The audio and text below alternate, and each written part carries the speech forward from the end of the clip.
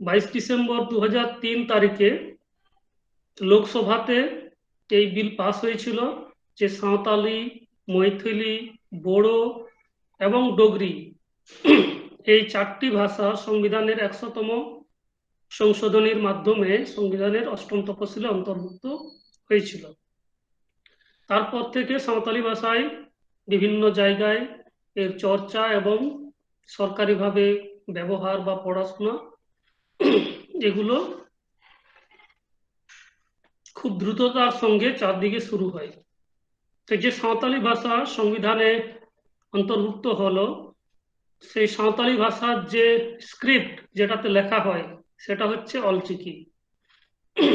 সংবিধানের যে 8ম তফসিল সেখানে শুধুমাত্র ভাষাকে অন্তর্ভুক্ত করা হয়, সেখানে কোনো স্ক্রিপ্টকে রাখা হয় না। কিন্তু যখনই আমরা সেই ভাষায় কিছু লেখালেখি করব, বা সরকারিভাবে হোক বা বেসরকারিভাবে হোক, যখনই সাঁওতালি ভাষায় কিছু লিখতে চাইবো, তখনই কিন্তু আমাদের লেখার জন্য একটা স্ক্রিপ্টের প্রয়োজন পড়বে। তো সেক্ষেত্রে সাঁওতালি ভাষার জন্য যে স্ক্রিপ্ট এখন জনপ্রিয় হয়েছে সেটা হচ্ছে অলচিকি। এই অলচিকি 1925 সালে পণ্ডিত রঘুনাথ মুর্মু এটাকে তৈরি করেছিলেন। পাশাপাশি সাঁওতালি ভাষাভাষী মানুষজন পশ্চিমবঙ্গের পাশাপাশি উড়িষ্যা, ঝাড়খণ্ড, বিহার, আসাম এগুলোতে প্রচুর সংখ্যায় আছেন। এছাড়া ভারতবর্ষের প্রায় সব রাজ্যগুলোতে সাঁওতালি ভাষাভাষী মানুষজন আছেন।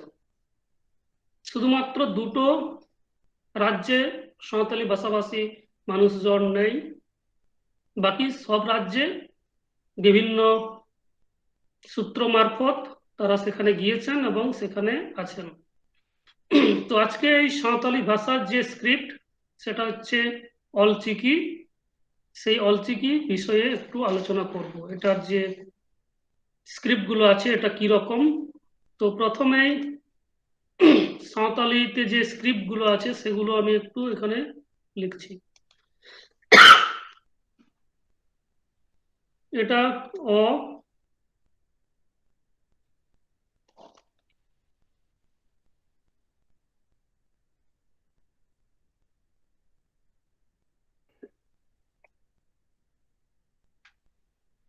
অত, অ, অং, অল, আ, আক, আট, আম, আও, ই, ইস, ইহ, ইং, ইর, উ, উচ, উত, উড়, উই, এ, এপ, এড, এন, এড, ও, ওট, ওক, ওং, ওহ।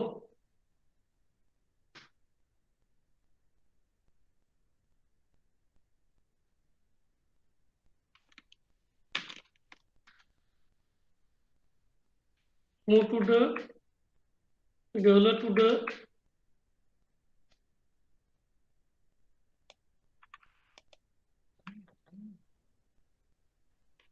রেলা, হারকা, অহত।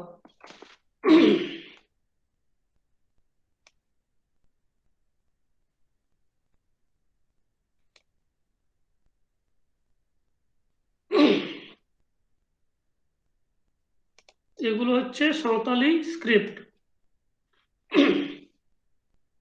সাঁওতালিতে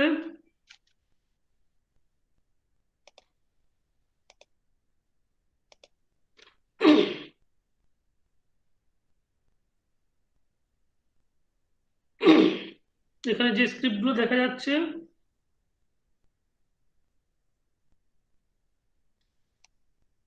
এটার উচ্চারণ হচ্ছে, এটা হচ্ছে অ।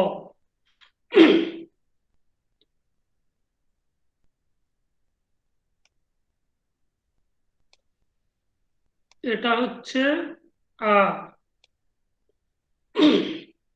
এটা হচ্ছে ই। বাংলাতে যদি দেখি, ই, বাংলাতে হ্রস্ব ই দীর্ঘ ই দুটো আছে, সাঁওতালিতে শুধুমাত্র একটি ই আছে।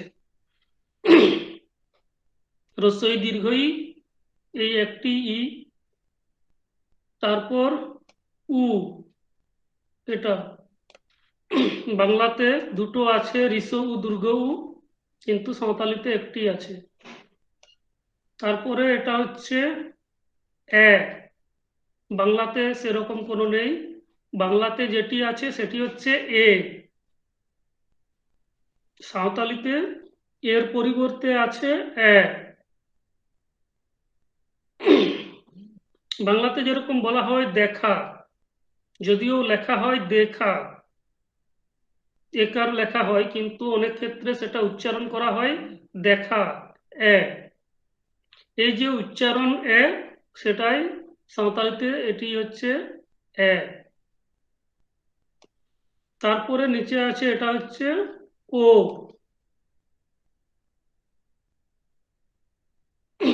এগুলো হচ্ছে সবই স্বরবর্ণ।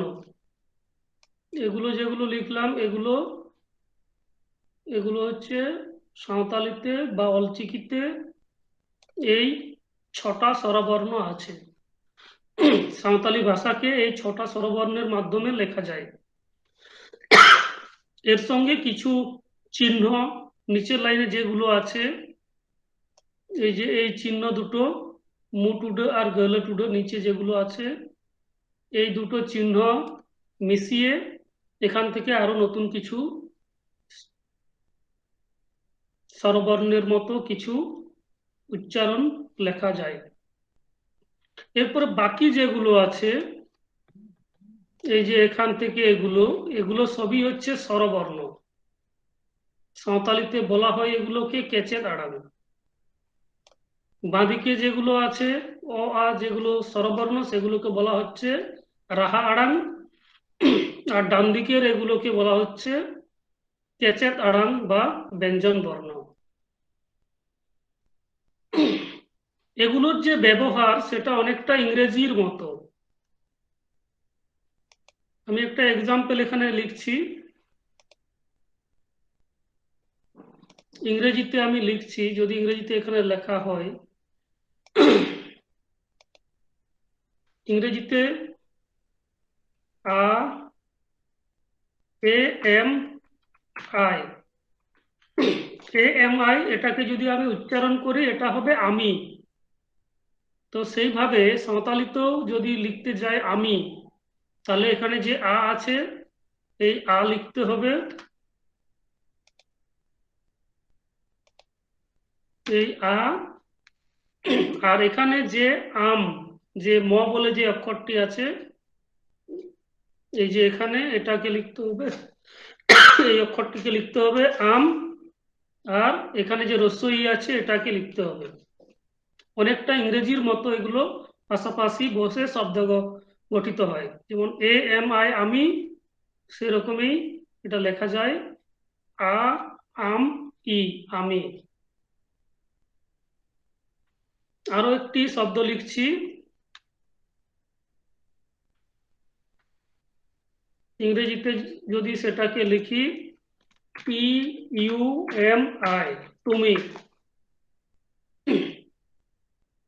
তো এটাকে যদি অলচিকিতে আমি লিখি সাঁওতালিতে, তাহলে এখানে যে অত বলে যে অক্ষরটি আছে তো, তো সেটাকে লিখতে হবে আমাকে অত, উ হলো তু, এটা ম, আর এটা আই, রসি, এটা হলো তুমি। অনুরূপ আরেকটি লিখছি আপনি, এ পি এন আই, আপনি। এটা যদি সাঁওতালিতে লিখি, মানে উচ্চারণটা আপনি যেটা থাকবে, তাহলে লিখতে হবে এরকম: আ প ন ই, আপনি।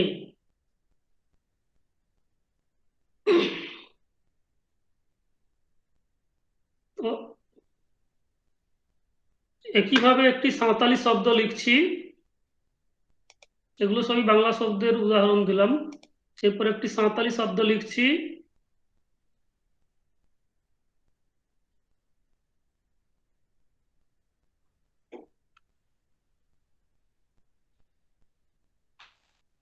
S E N, Sen. Sen মানে হচ্ছে সাঁওতালিতে যাওয়া। তো সেন যদি আমি লিখি, তাহলে আমাকে লিখতে হবে ইস এ এন, সেন। অর্থাৎ ইংরেজিতে যেরকম এস ই এন, সেন মানে যাওয়া, সাঁওতালি অর্থ হচ্ছে যাওয়া, তো সেটাকে লিখতে গেলে লিখতে হবে ইস এ এন, তাহলে হচ্ছে সেন। আরেকটি সাঁওতালি শব্দ লিখছি: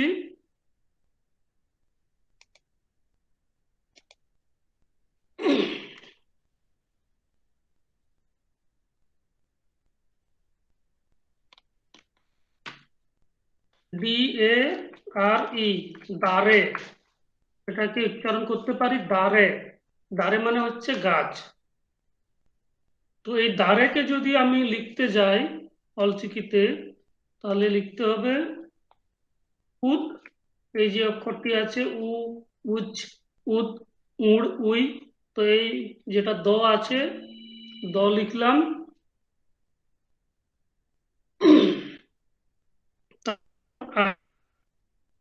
এটা হলো দা। দ, এটা হচ্ছে দার। এ, এটা হচ্ছে দারে। এটা হচ্ছে দারে। তো এগুলো যে উদাহরণগুলো দিলাম, এখানে সবগুলোই দেখা যাচ্ছে কি, যে ইংরেজিতে যেরকম হচ্ছে, যেরকম পাশাপাশি এক একটি অক্ষর বসছে, ঠিক একইভাবে সাঁওতালিতেও পাশাপাশি এক একটি অক্ষর বসে শব্দ গঠন হচ্ছে। তো গঠন যে রূপ, সেটা অনেকটা ইংরেজির মতো, পুরোপুরি না হলেও কিছু কিছু জায়গায় ব্যতিক্রম আছে। এরপরে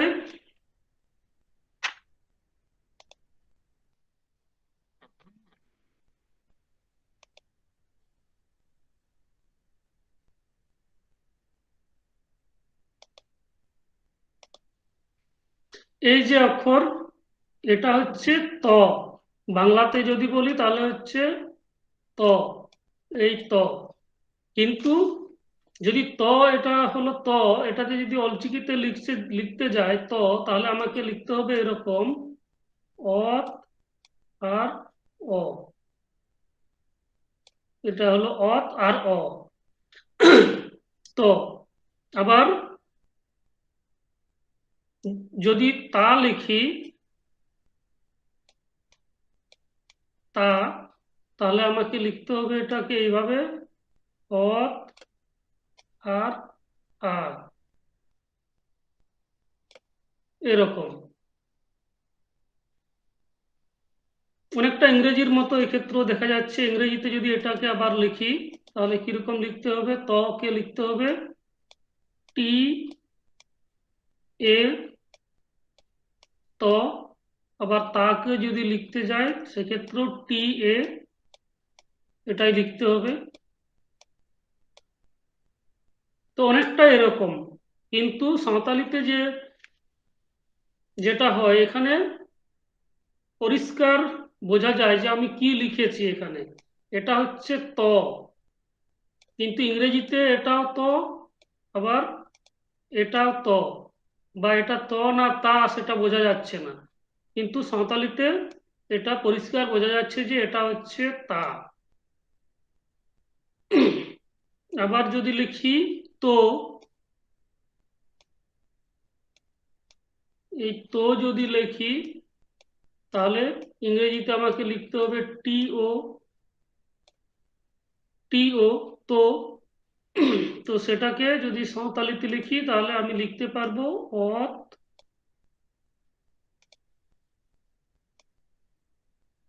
অত আর ও, এটা হচ্ছে তো। এই যে নিচে এখানে আছে ও, এটা হচ্ছে তো। আর এটা হচ্ছে এরপরে এটা হলো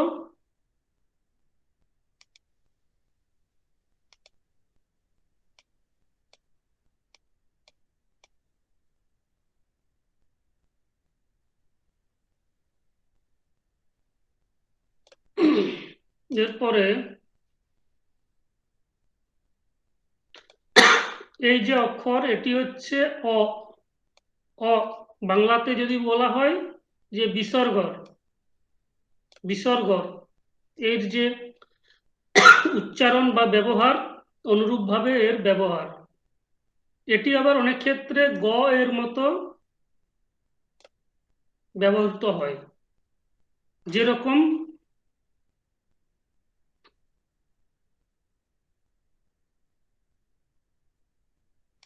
যদি বাংলাতে লিখি গরম,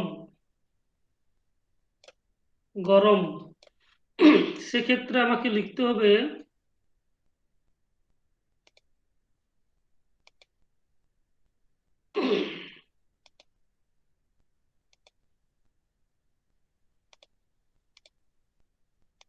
আমাকে লিখতে হবে গ র ম, গরম, এইভাবে। স্যার একটা প্রশ্ন ছিল। হুম। এই গরম লেখার সময় গ, অ, র, অ, ম লেখা হচ্ছে, মানে শেষেরটার সাথে অ কেন যাচ্ছে না?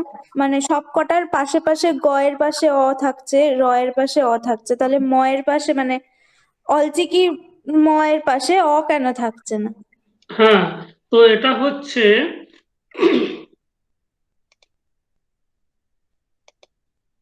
এটা হচ্ছে স্বরবর্ণ গ, যেটা গ হিসেবে ব্যবহৃত হচ্ছে। অ, এটা হচ্ছে বাংলাতে বললে গ।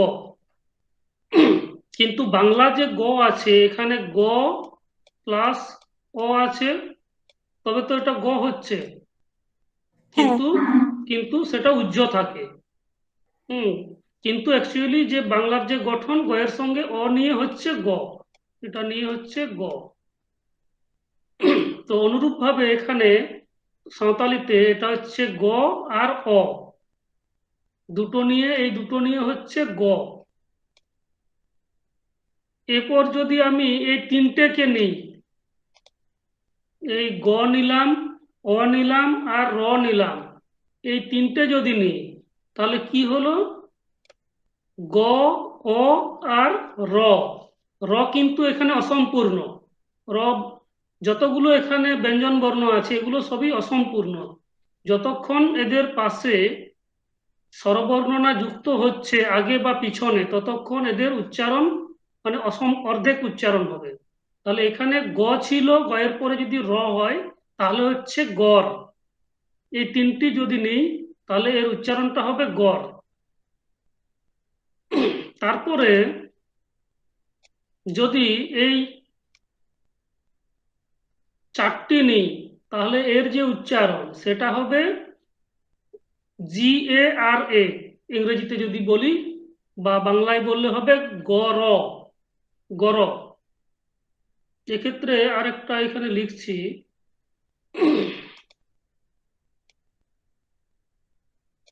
সেটা হচ্ছে এখন যেটা এখানে লাল কালিতে আছে সেটাকে যদি বাংলায় লিখি তাহলে হচ্ছে গ প্র।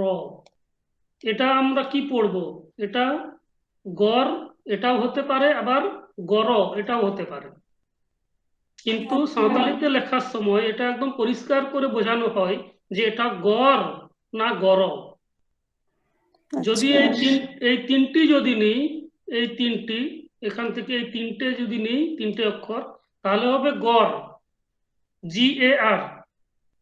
যদি চারটে নিই তাহলে হবে গর, GARA বা GORO যাই বলি, তাহলে হচ্ছে গর। এরপরে যদি আমি পাঁচটা নিই তাহলে তাহলে কি দাঁড়াবে? এটা হচ্ছে গ, র, আর শেষেরটা হচ্ছে ম। মটা অর্ধেক। যদি এখানে অ দেওয়া হয় তাহলে হবে গরম, কিন্তু এখানে তো অটান আসছে না, গরম, মটা শেষ হয়ে যাচ্ছে, সেই জন্য এখানে অ বসছে না, এটা আচ্ছা হচ্ছে আচ্ছা, বুঝতে পেরেছি। গরম। আবার আরেকটা উদাহরণ দিই এরকমই, সেটা হচ্ছে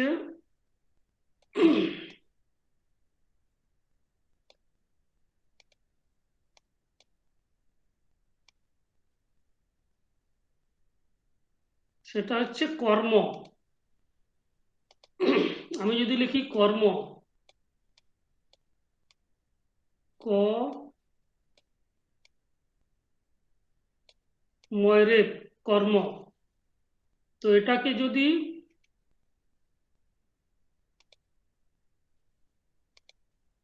ইংরেজিতে লিখি, এটাকে আমাকে লিখতে হবে KARMA, এরকম লিখতে পারি। যদিও এর উচ্চারণ বিভিন্ন রকম হতে পারে, এটা কার্মা হতে পারে, কর্মা হতে পারে, কর্ম হতে পারে, বিভিন্ন রকম হতে পারে।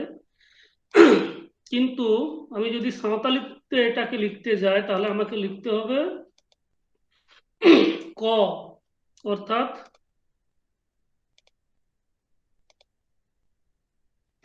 আমাকে লিখতে হবে ক। এটা হচ্ছে সাঁওতালিতে ক। এরপরে কয়ের পরে যে স্বরবর্ণটা আছে সেটা হচ্ছে অ, তাহলে এটা হচ্ছে অ। এখন এটা হলো ক। এরপরে এর যে উচ্চারণ কর্ম, তাহলে এরপরে র আসছে কর। এখন এটার উচ্চারণ হচ্ছে কর। করের পরে ম, এটা হচ্ছে ম, আর এটা হচ্ছে অ, তাহলে হচ্ছে কর্ম। বোঝা গেল? হ্যাঁ স্যার। আর এটাকে যদি আমি করম লিখি তাহলে হচ্ছে ক, র, আর ম, এটা হচ্ছে করম।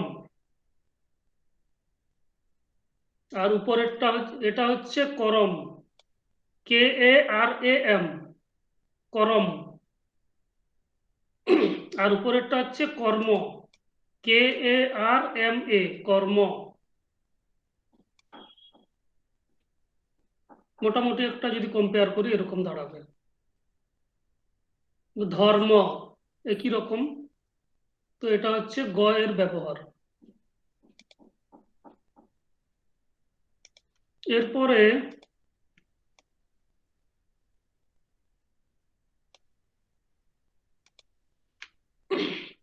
এটা এই যে অক্ষর আছে এখানে, এটা হচ্ছে উঙ বা অনুস্বার। বাংলায় বললে উঙ হতে পারে কিংবা অনুস্বার। এই ক্ষেত্রে এই অং অক্ষরটা ব্যবহৃত হয়। যেরকম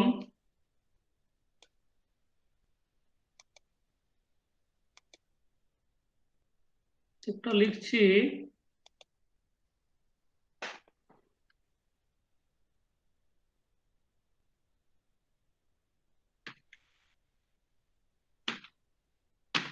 সং, সং, ইংরেজিতে হোক বা বাংলায় হোক এটার যে উচ্চারণ সেটা হচ্ছে সং। এটাকে লিখলে হবে এরকম,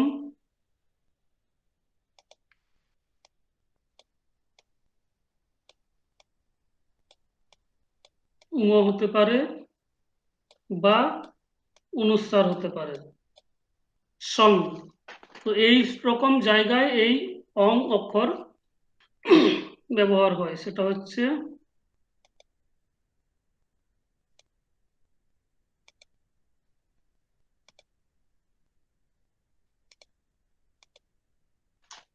ইস, এটা অক্ষরটার নাম হচ্ছে ইস, অ, তাহলে হলো স। এখানে যদি আমি আ দিই তাহলে এর উচ্চারণ হয়ে যাবে সা। এখানে যদি ই দিই তাহলে এর উচ্চারণ হবে সি। আবার যদি এখানে উ বসাই, উ বা রিসু উ, সেটা হচ্ছে সু। তো এখানে আমার দরকার হচ্ছে সং। তাহলে এখানে অ বসাচ্ছি, দন্তস্ব অ, আর এই যে অক্ষরটা আছে অং, এটা দিলেই হবে সং। এটা হচ্ছে সং।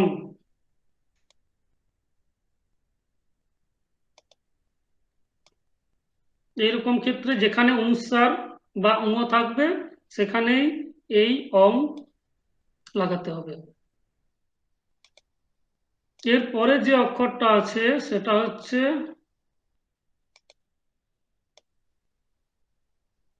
অল বা ল।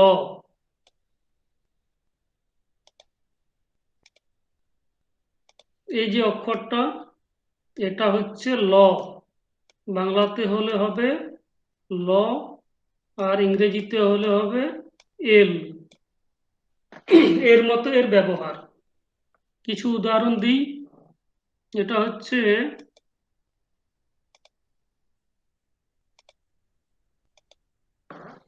যদি লাল, এল এ এল, লাল, সেক্ষেত্রে আমাকে লিখতে হবে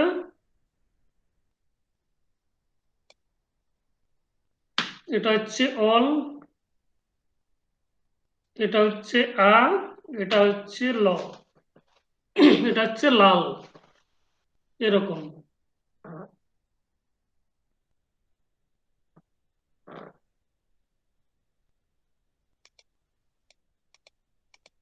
এরপরে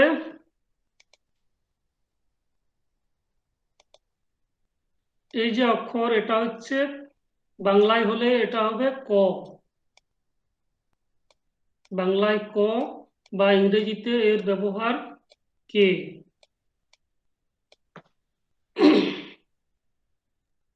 ক দিয়ে একটা শব্দ লিখছি,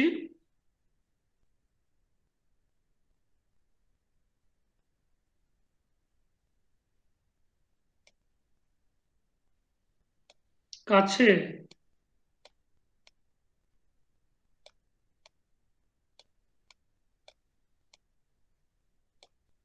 কাছে, এটা একটা বাংলা শব্দ লিখলাম কাছে। এটাকে যদি আমি লিখতে যাই সাঁওতালিতে, তাহলে আমাকে লিখতে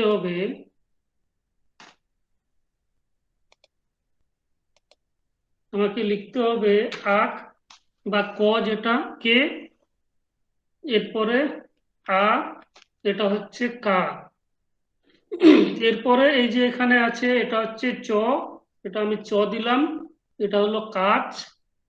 চ থেকে ছ করার জন্য নিচে এই যে অক্ষরটি আছে এটা লাগে, এটা পরে বলছি। এই যে এই অক্ষরটা, এই অক্ষরটার কাজ হচ্ছে যখনই কোনো অক্ষরকে একটু জোরে যখন সাউন্ড করা হয় সেই সময় লাগবে। চ আছে চ থেকে ছ করার জন্য, ক থেকে খ করার জন্য, বা গ থেকে ঘ করার জন্য। এই যে এখন যেটা দেখা যাচ্ছে কালার করেছি, এই অক্ষরটা ও, এটার নাম হচ্ছে ও বা হ, ও। এই অক্ষরটা স্পেশালি সেখানে বসে এটা হচ্ছে ছ হয়ে যাবে। এখানে যদি আমি অ দিই, এইটা হচ্ছে ছ। এখন যেটা কালারিং দেখাচ্ছে এটা হচ্ছে ছ, এটার উচ্চারণ হচ্ছে ছ।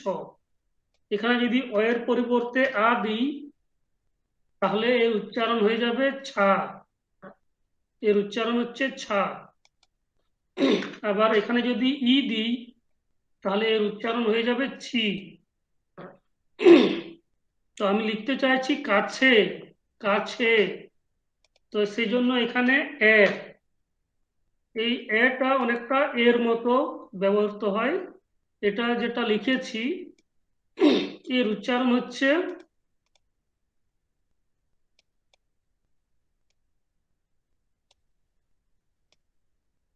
এটা হচ্ছে কা, এটার উচ্চারণ হচ্ছে কা। এটা হচ্ছে চ, মানে কাচ। যতটা কালারিং দেখাচ্ছে এর উচ্চারণ হচ্ছে কাচ। এরপরে পুরোটার উচ্চারণ হচ্ছে কাছে। এটা কিন্তু এখনো কাছে হয়নি।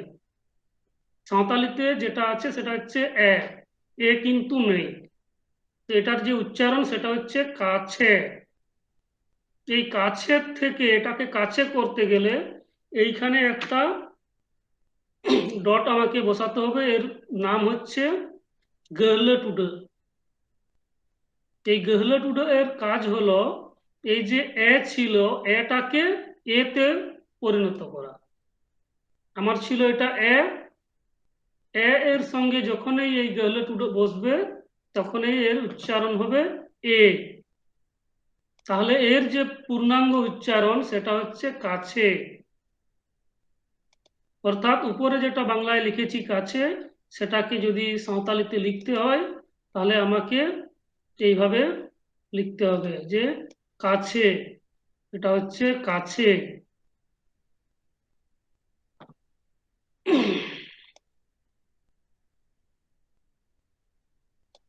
এরপরে যেটা দেখাচ্ছি সেটা হলো এই যে অক্ষরটা, এটা হচ্ছে আজ, বা বাংলায় বললে সেটা বর্গীয় জ বা অন্তস্থ জ, যাই থাকুক না কেন, একটি এখানে অন্তস্থ জ, বা ইংরেজিতে হলে সেটা হচ্ছে যে। এর জন্য এই অক্ষরটা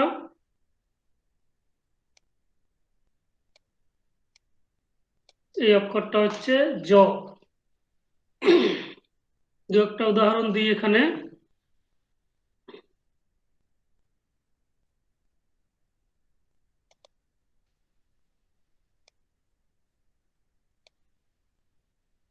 জমি,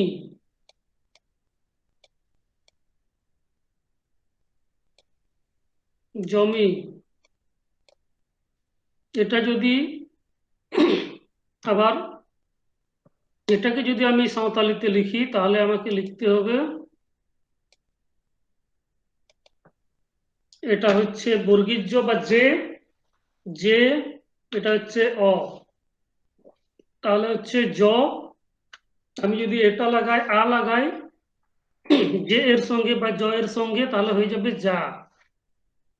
তারপরে যদি এটাতে ও লাগাই এটা হয়ে যাবে জো, কিংবা রিসো জু, ইউ লাগিয়ে দিলে এটা হয়ে যাবে জু। তো আমি চাইছি জমি অ। সাঁওতালিতে যেরকম উচ্চারণ হবে সেইভাবেই লেখা যাবে। সাঁওতালির যে অক্ষরগুলো আছে অলচিকি, অলচিকিতে পৃথিবীর সব ভাষাগুলো একদম পরিষ্কারভাবে লেখা যাবে। যেই পড়ুক না কেন সে একই একই উচ্চারণ করবে। কিন্তু বাংলাতে লেখা বা ইংরেজিতে কোনো শব্দ যদি লেখা থাকে সেটা যদি কেউ পড়তে যায়, পাঁচজন পাঁচ রকম পড়ার চান্স আছে, কিন্তু সাঁওতালিতে সেটা হবে না। সেই জন্য এখানে দেখা যাচ্ছে যে জমি জ, এরপরে এটা হচ্ছে M, J A M I, বা সেটা সাঁওতালিতে হলে হচ্ছে আট অ আম ই। প্রতিটা অক্ষরের এক একটা নাম আছে। প্রথমের অক্ষরের নাম হচ্ছে আট, এটার নাম হচ্ছে অ, এটার নাম হচ্ছে আম, আম। প্রতিটা ব্যঞ্জন বর্ণের যে উচ্চারণ বা নাম, সেটার শেষে যে স্বর উচ্চারণ করা হয় সেটাই হচ্ছে সেটার আসল বর্ণ। এখানে আম অর্থাৎ শেষে ম আসছে, সেই জন্য এর ব্যবহারটা ময়ের মতো বা ইংরেজি এম এর মতো। তারপরে শেষে আছে ই বা রসই, তাহলে হচ্ছে জমি, এরকম।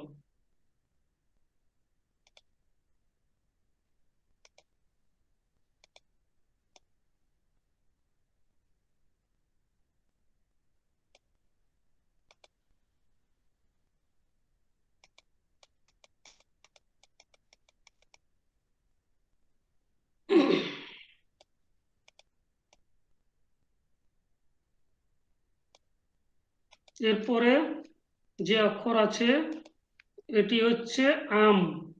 এটা তো বললাম, জমির সময় এটা বললাম যে এটা ম, এটা হচ্ছে ইংরেজিতে হলে হবে এম, বাংলাতে হলে হবে ম। এর মতো অনেকটা ব্যবহার। তারপরে যে অক্ষর আছে এটা, এই যে অক্ষর, এটা হচ্ছে ও। এটা হচ্ছে ও, বা ইংরেজিতে হলে এই ও।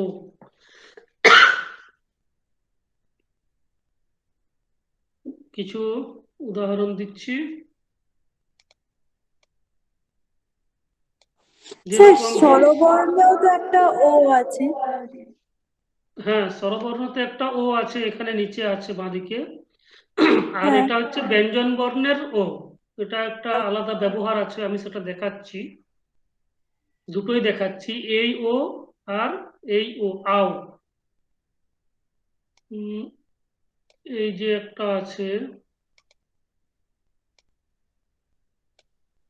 এই একটা আছে, এটা হচ্ছে ও। আর এই যেটা আছে এর উচ্চারণ হচ্ছে আও। ঠিক আছে, এটার যে নাম এটা হচ্ছে ও, আর এটার উচ্চারণ বা এটার নাম হচ্ছে আও। কিন্তু দুটোই ও এর মতো ব্যবহার হয়, কিছু পার্থক্য আছে সেটা দেখাচ্ছি। যদি আমি লিখি যাও,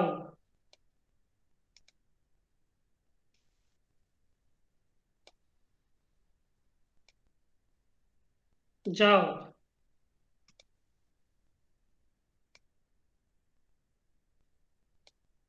এই যাও যদি লিখি, এটাকে যদি বা খাও, বা খাওয়া, খাও, বা যাও, এগুলো যদি লিখি সেক্ষেত্রে আমাকে যেটা লিখতে হবে সাঁওতালিতে, যাও, এটা হচ্ছে বর্গীয় জ বা যে, এরপরে আ দিলাম এখানে, তাহলে হলো যা। এরপরে যদি আমি এই ওটা দিয়ে দিই, নিচে যে স্বরবর্ণ আছে, তাহলে কি দাঁড়ালো এখানে? দুটো স্বরবর্ণ পাশাপাশি চলে এসেছে, এবং এটার যে উচ্চারণ, এতক্ষণ এই দুটো নিয়ে এর উচ্চারণ হচ্ছে যা। আর এটাও একটা স্বরবর্ণ, এটার একটা আলাদা অস্তিত্ব আছে, আলাদা উচ্চারণ আছে। তাহলে এর যে সাউন্ডটা হবে যা ও, যা ও, এটার যে উচ্চারণ সেটা হয়ে যাবে অনেকটা যা ও। কিন্তু আমি চাইছি যাও, তো সেক্ষেত্রে আমাকে লিখতে হবে এই যে এই অক্ষরটা আমাকে লিখতে হবে আও, এখানে যে এই অক্ষরটা, তাহলে এর যে উচ্চারণ সেটা হবে যাও।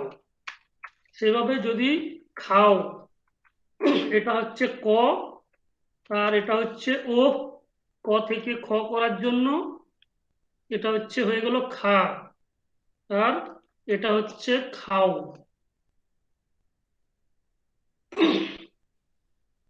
এখানে একটা বলে রাখি যে পাশাপাশি দুটো স্বরবর্ণ সাঁওতালিতে বসবে না।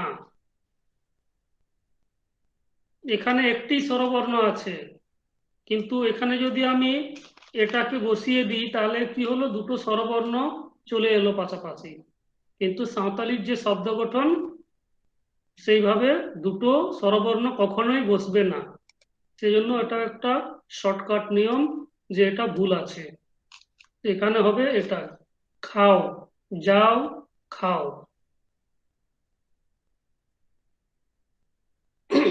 ঠিক আছে, বোঝা গেল? দুটো আও বা দুটো ও। হ্যাঁ স্যার। বাংলায় কিন্তু একটি, এটা হচ্ছে এই যে এই ও, এই ও একটি। এই প্রথমের যে ওটা আছে এটা অনেকটা জো, এই যে জো এর মতো, ওটাকে লাগিয়ে দিলে হয়ে যাবে জো। এটা হচ্ছে বর্গীয় জ, আর এটাকে লাগিয়ে দিলে এর যে উচ্চারণ সেটা হয়ে যাবে জো। এই যে উচ্চারণ এটা হয়ে গেল জো।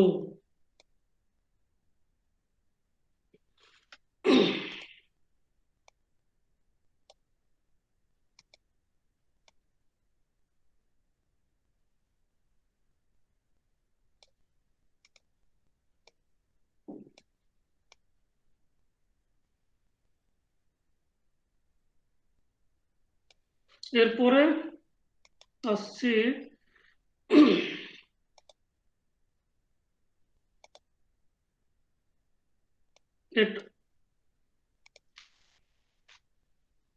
এই যে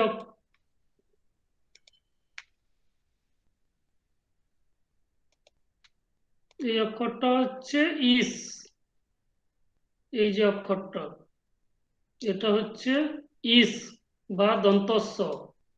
বাংলায় হলে এর ব্যবহারটা দন্তস্ব, তালে বস বা মূর্ধন্য স, এই সবগুলো ক্ষেত্রে এই ইস, বা ইংরেজিতে হলে এটাকে বলতে পারি এই যে এস।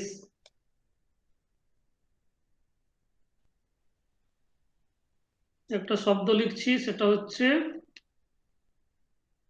সহজ।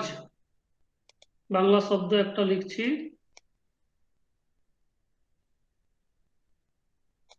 সেটা হচ্ছে সহজ।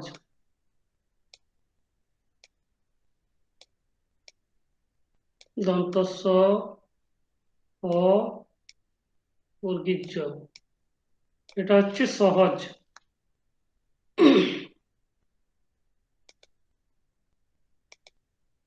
এটাকে আবার ইংরেজিতে যদি লিখি, কম্পেয়ার করার জন্য আমি লিখে রাখছি ইংরেজিতে S A H A J, এইভাবে লিখতে পারি। তো এটাকে যদি সাঁওতালিতে লেখা হয় তাহলে আমাকে লিখতে হবে ইস, এটা দন্তস্ব,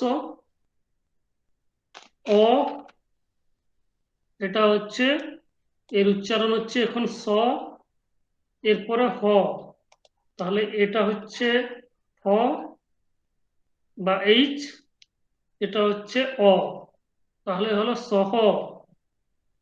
এরপরে যে বর্গীয় জ আছে এখানে, এই বর্গীয় জ এখানে লাগাতে হবে, তাহলে হবে সহজ।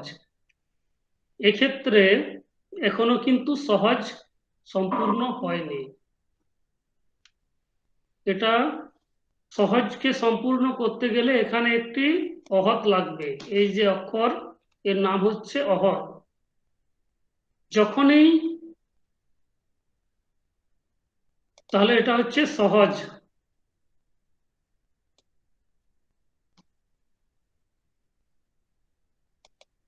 এখানে একটা দেখাচ্ছি, এই যে এখানে যেখানে দাগ দিচ্ছি, এই যে লাইনের যে শব্দগুলো, এগুলোর প্রতিটা লাইনের এক একটা নাম আছে। এই যেটা আমি লাল দিয়ে যেটাকে কালারিং করছি, এটার নাম হচ্ছে তাপু কেচে দাঁড়ান। ব্যঞ্জন বর্ণ সবগুলোই কেচে দাঁড়ান।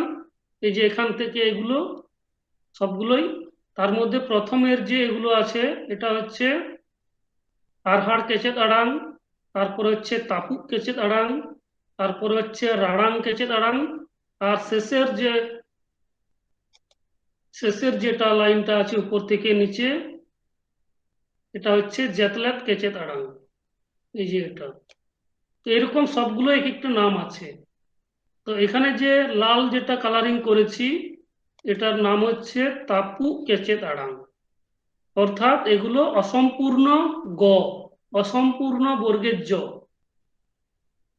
অর্থাৎ বর্গীয় জ ঠিক বলা যায় না, এটাকে বর্গীয় জ আর চ এর মাঝে, বা বর্গীয় জ হসন্ত, এই যে বর্গীয় জ হসন্ত দিলে যেটা হবে সেটা হচ্ছে এই অক্ষরটা। যখনই এটাকে পূর্ণাঙ্গ বর্গীয় জতে আনতে হবে তখনই এই অক্ষর একটা আমাকে বাড়তি দিতে হবে, তাহলে এটা বর্গীয় জ, সব বর্গের জ হবে। এই যে এতটা, এখন এটা এটা হচ্ছে সহজ, এরকম। এর যে উচ্চারণ এটা হচ্ছে সহজ। আর এখানে বোঝাবার জন্য আরেকটা লিখছি, স হ জ। আমি শেষে এখানে একটা ভাওয়েল দিয়ে দিলাম, তো এর যে উচ্চারণ সেটা কিন্তু হয়ে গেল। এখন এর উচ্চারণ হবে কি, সহজ। এর উচ্চারণ হলো সহজ, নিচে যেটা লিখেছি এর উচ্চারণ হয়ে গেল সহজ। আর এই যে উপরে যেটা লেখা আছে এর উচ্চারণ হচ্ছে সহজ। অর্থাৎ এখানে বর্গের জ, এখানে আর কিছু নেই, বর্গের জতেই শেষ হয়ে যাচ্ছে, এখানে বর্গের জ শেষ, সেই জন্য এটা হচ্ছে সহজ আর এটা হচ্ছে সহজ।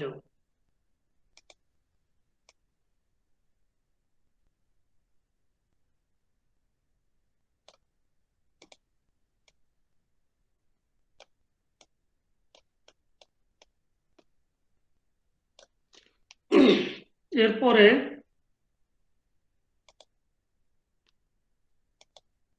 আসছি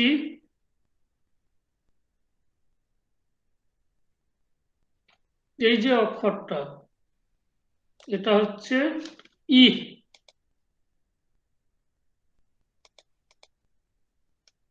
এই যে সবুজে দাগ দিচ্ছি, এটার নাম হচ্ছে ই। বাংলায় যদি লিখি এটার উচ্চারণটা হবে রস্বই আর হ, এই উচ্চারণটা হবে ই।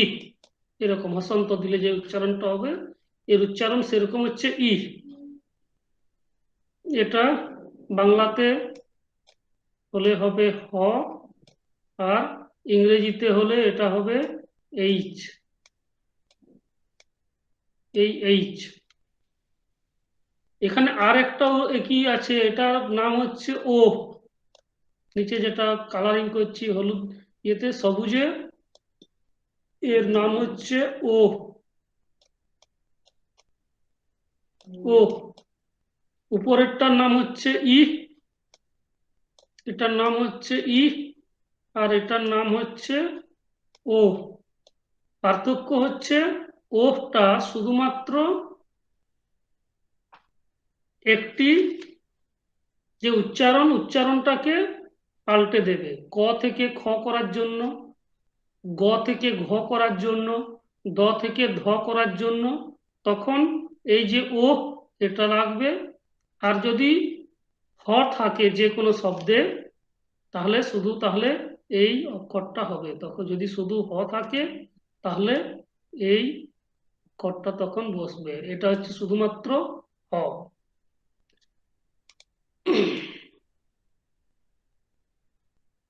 যেরকম হাওয়া, বাংলা শব্দ একটা লিখছি, সেটা হচ্ছে হাওয়া, হা ও ওয়া, এটা হচ্ছে হাওয়া। তো এটাকে যদি আমি অলচিকিতে লিখি সাঁওতালিতে, তাহলে আমাকে লিখতে হবে,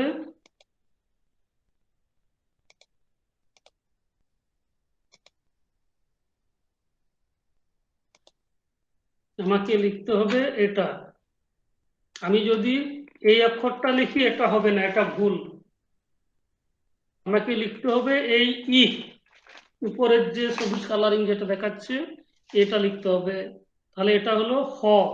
হ এর পরে কি আছে, এর যে উচ্চারণ হা, তাহলে আমাকে আ দিতে হবে এখানে, তাহলে হলো হা। এরপরে আও, আগে যেটা বললাম যে দুটো ও আছে, তো এখানে দিতে হবে এটা হাও। এখন এটার উচ্চারণ হচ্ছে হাও, হাও। আর এটা হচ্ছে আ, এটা হচ্ছে হাওয়া। এটা যদি ইংরেজিতে লিখি তাহলে হবে এইচ এ ডাব্লিউ এ, হাওয়া। অনেকটা এরকম, এটা হলো হাওয়া।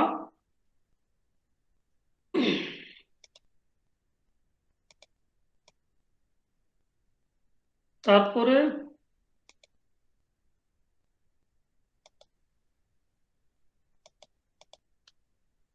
এই যে অক্ষর, এটা হচ্ছে ইঞ। ইঞ, এই যে এই অক্ষরটা, এটা হচ্ছে ইঞ। আর এই অক্ষরটা হচ্ছে ইর, এটা বাংলা র বা ইংরেজি আর। ইংরেজি আর। নিচে যেটা আছে এটা হচ্ছে চ। এই যে এটা উ, এর পরে উচ্চ, ওর নাম হচ্ছে উচ্চ, কিন্তু কাজ বা ব্যবহারটা চয়ের মতো, বা ইংরেজিতে হলে সিএইচ, যেটা হচ্ছে চ, অনেকটা সেরকম। এরপরে যেটা আছে এটা হচ্ছে দ, বা ইংরেজিতে হলে ডি বলতে পারি, যদিও ইংরেজিতে দ বলে কিছু নেই, সেখানে ডি দিয়েই কাজ চালাতে হয়। তো এটা হচ্ছে দ। আর যদি ডি হয়, নিচে যেটা আছে, এই যে নিচে যেটা আছে, এটা হচ্ছে ড।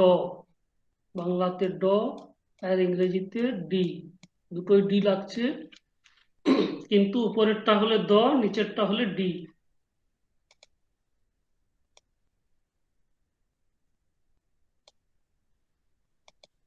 এরপরে এই যে এটা, এটা হচ্ছে অড়। অড়, অড়র সঙ্গে চন্দ্রবিন্দু, এটা নিয়ে যে উচ্চারণ বা ব্যবহার, এটা হচ্ছে এটা, এটা হচ্ছে ড়, এটার উচ্চারণ হচ্ছে উড়। তারপরে যেটা আছে এটা, এটা হচ্ছে উই। এখানে ঋস্ব উ আছে উ, আর এটা হচ্ছে অন্তস্তয়, তাহলে এর যে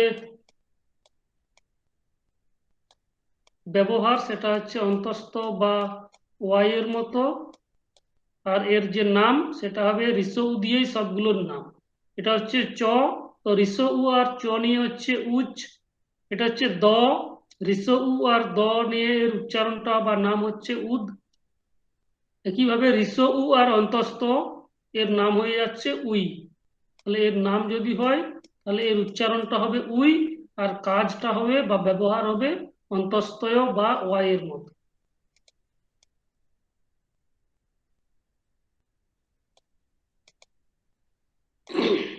এরপরে এটা হচ্ছে প। এটা হচ্ছে প। এটা, এটা হচ্ছে প, বা ইংরেজিতে হলে হবে পি। এর উচ্চারণ বা এর নাম হচ্ছে, যেহেতু এটার শুরু হচ্ছে এ দিয়ে, তো এটা এখানে এর যে নাম সেটা হবে অ্যাপ।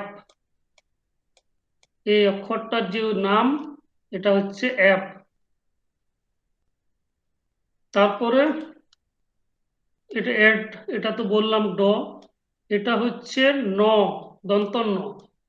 এই যে এটা, এটা হচ্ছে এটার যে নাম বা উচ্চারণ সেটা হচ্ছে এ, এ তো থাকবেই, আর দন্তন্য, এর উচ্চারণটা হবে অনেকটা এন, আর ব্যবহার হবে এটা দন্তন্য, এর ব্যবহার দন্তন্য বা এন এর মতো।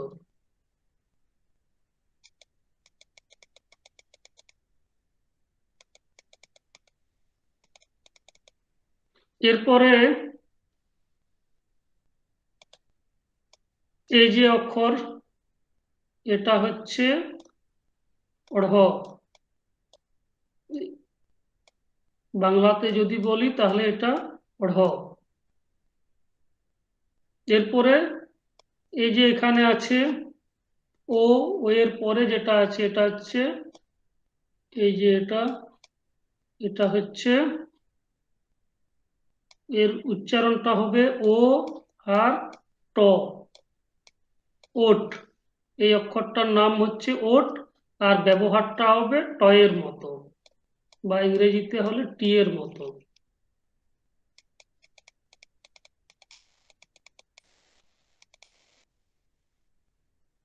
এরপরে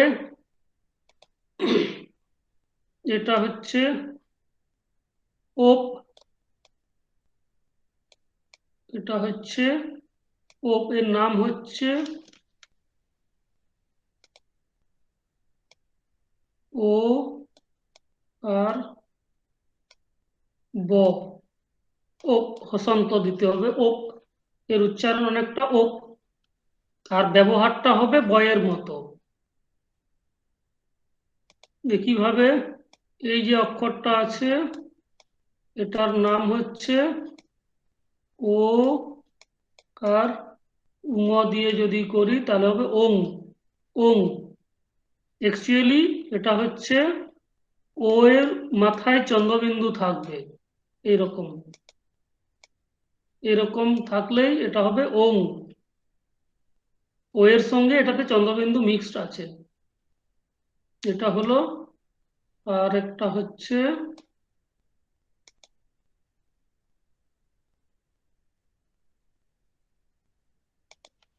এই যে অক্ষরটা, এটা বললাম, আগেই বললাম, এটা হচ্ছে এইচ এর মতো কাজ করে, যেমন কে এইচ এ, খ। অনুরূপভাবে সাঁওতালিতে আমাকে লিখতে হবে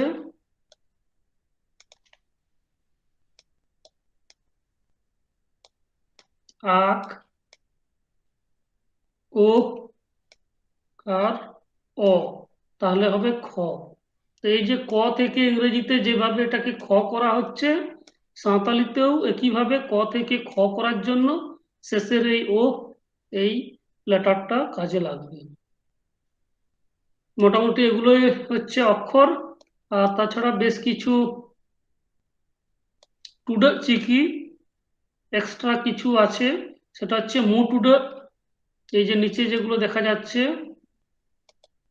নিচের থার যেগুলো, এটা হচ্ছে মু টুডে।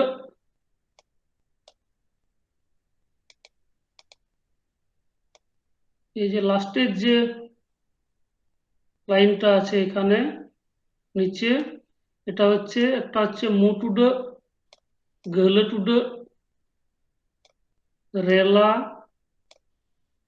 ফারকা আর অহত। এই পাঁচটা এক্সট্রা সিম্বলের মতো আছে। এগুলো বিভিন্ন শব্দের সঙ্গে বসে, বিভিন্ন অক্ষরের সঙ্গে বসে সেগুলোর স্বর পরিবর্তন করে। কিরকম? এই প্রথমে যেটা আছে এটা নাম হচ্ছে মুটুডে, এটা বাংলাতে চন্দ্রবিন্দুর মতো ব্যবহার হয়। এটা হচ্ছে গেলে টুডে, বাংলাতে এর ব্যবহার নেই, শুধুমাত্র সাঁওতালিতে আছে উচ্চারণের তারতম্যের জন্য। যেমন এ থেকে এ বা এ, আ থেকে এ, এই জাতীয় শব্দের জন্য এটা লাগে। তারপরে হচ্ছে রেলা, এটা গানের ক্ষেত্রে ব্যবহার হয়, যেখানে সুরের প্রসঙ্গ আসবে সেখানে এই সিম্বল দিয়ে বোঝানো হয় যে এখানে এখানে একটু সা, রে, গা, মা, তো সেই যে সুর সেটাকে বোঝানোর জন্য এটা ব্যবহার হয়। আর এটা হচ্ছে ফারকা, অনেকটা হাইফেনের মতো, ব্যবহারটাও হাইফেনের মতো। দুটো শব্দের মাঝে বা দুটো উচ্চারণের মাঝে যে গ্যাপ, সেই গ্যাপটাকে বোঝাবার জন্য।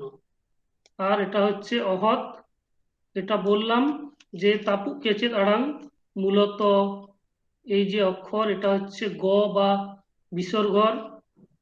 এই যে অক্ষর এটা হচ্ছে বর্গীর্য বা বর্গীর্য হসন্ত।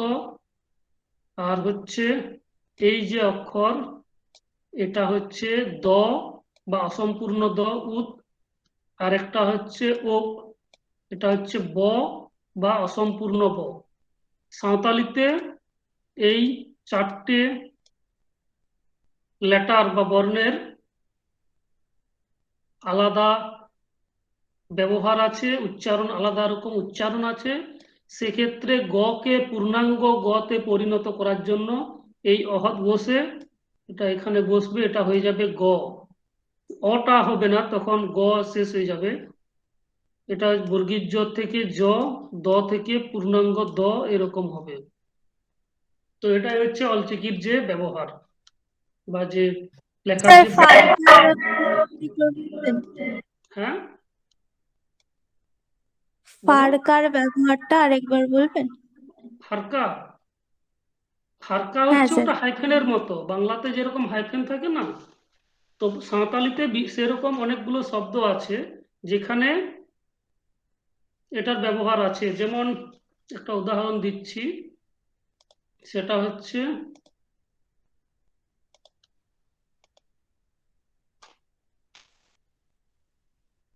সেনো মে, সেনো মে। এই যে এখানে সেনো মে দুটো আলাদা হয়ে যাচ্ছে, সেনো একটা শব্দ আর মে, এর ক্ষেত্রে এটা দেওয়া যেতে পারে, বা এখানে যদি স্বরবর্ণ থাকে সেক্ষেত্রে এটা ব্যবহার হয়। এখানে অতটা আসছে না, অন্য একটা উদাহরণ দিচ্ছি। ন অয়, ন ন অয়, এটা এরকম ব্যবহার হয়। ন অয়, অয়, নয় নয়, এটার মানে হচ্ছে এইটা, এটার যে বাংলা মানে সেটা হচ্ছে নয় বা এইটা। তো এখানে যদি এই চিহ্নটাকে না দেওয়া হয় তাহলে এগুলো কন্টিনিউ একটা আলাদা মিনিং তৈরি হয়ে যাবে। এটা হয়ে যাবে ন গয়, এটা যদি কন্টিনিউ এটাকে উচ্চারণ করি এটা হবে নগয়, কিন্তু আমি চাইছি নয়। তার মানে যখনই এই তাপুক কেচেদ আড়াং এর পরে রাহা আড়াং বা স্বরবর্ণ থাকবে, তখনই এই ফারকা দিয়ে দুটোকে আলাদা, যে আলাদা শব্দ সেটাকে বোঝাবার জন্য এই ফারকা এখানে বসছে। ন, ন এই একটা শব্দ ন, আর অয় এটা একটা আলাদা শব্দ, কিন্তু একই সঙ্গে উচ্চারণ হচ্ছে নয়, এটার যে উচ্চারণ সেটা হচ্ছে নয়। এরকম বেশ কিছু শব্দ আছে সাঁওতালিতে, সেই জায়গায় এই ফারকা ব্যবহার হয়। ঠিক আছে, আচ্ছা। তাহলে